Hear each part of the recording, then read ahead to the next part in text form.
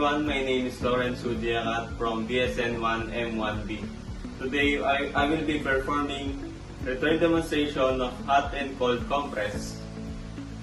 First thing to do is verify doctor's order including time, duration, and any desired temperature. Second step, verify the client chart for medical history.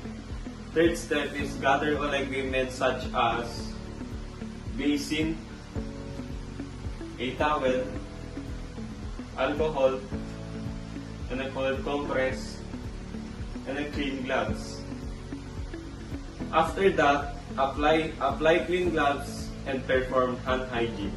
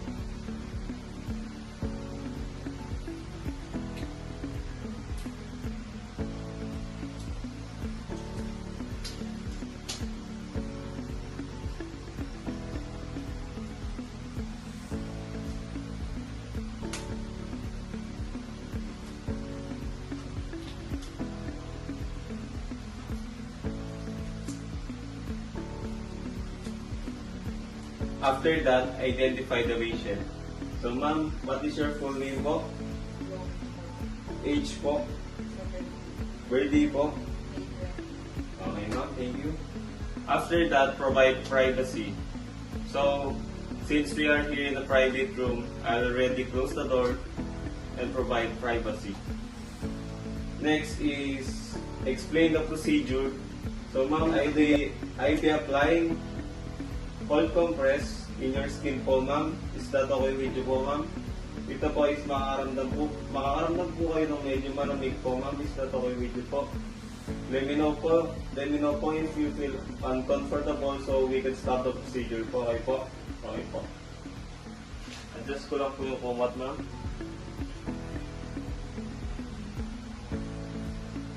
Alagin po ka ng towel.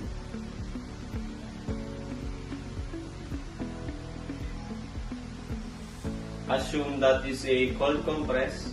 Lalagay ko na po ma'am.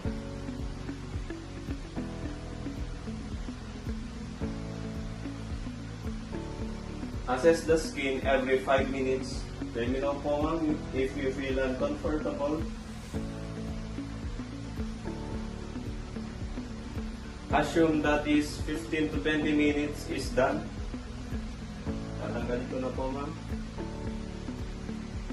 After that, assess the skin if there are redness and irritation.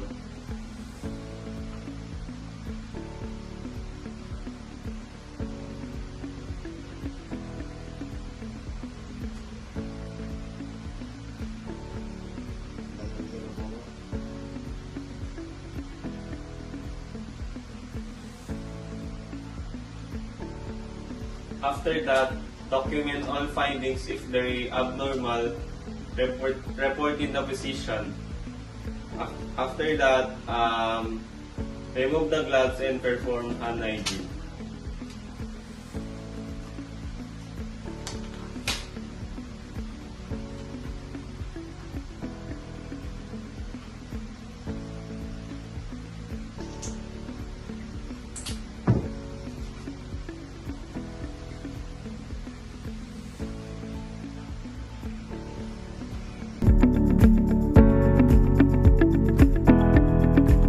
Now I will demonstrating hot compress.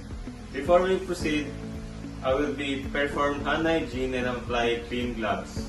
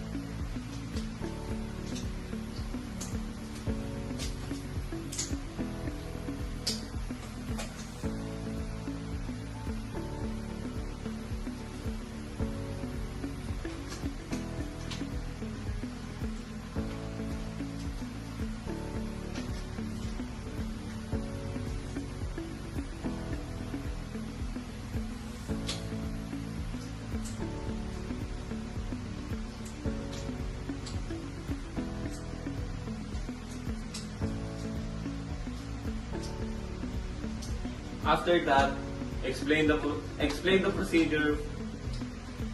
Ma'am, so today po is I will be applying hot compress in your back. Is that okay with you po, ma'am? Dito po is makaramdam po kayo ng medyo mainit sa likod ninyo and nakaka-relief po ito ng pain sa back and muscle relaxation. Is that okay with you po, ma'am?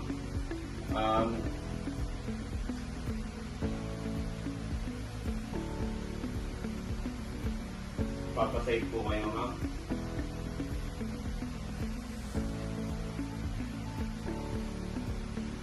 And then, ibabad ito sa mainit na tubig na may degree na 37 to 40 lang.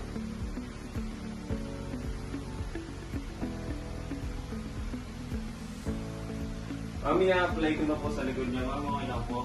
Okay po. Let me know po, ma'am, if you feel uncomfortable po.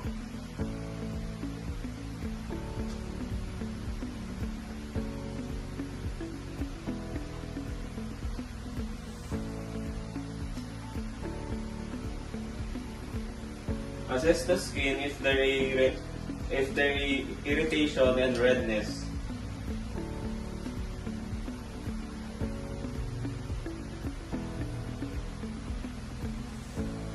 Assume that 15 to 20 minutes is done.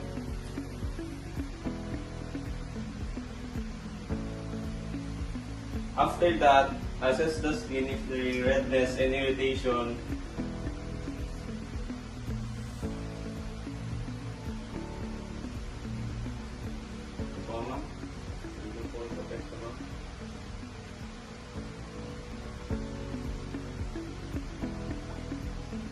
Kamusta naman po yung pakaramdam niyo po, ma'am?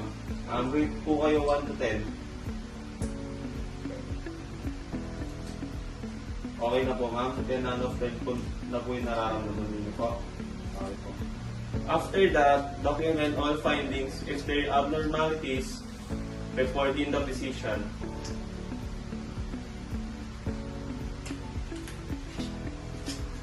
Clean gloves.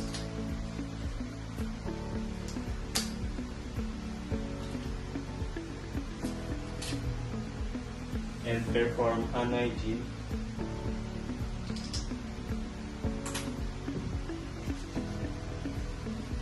That's it. Thank you for watching.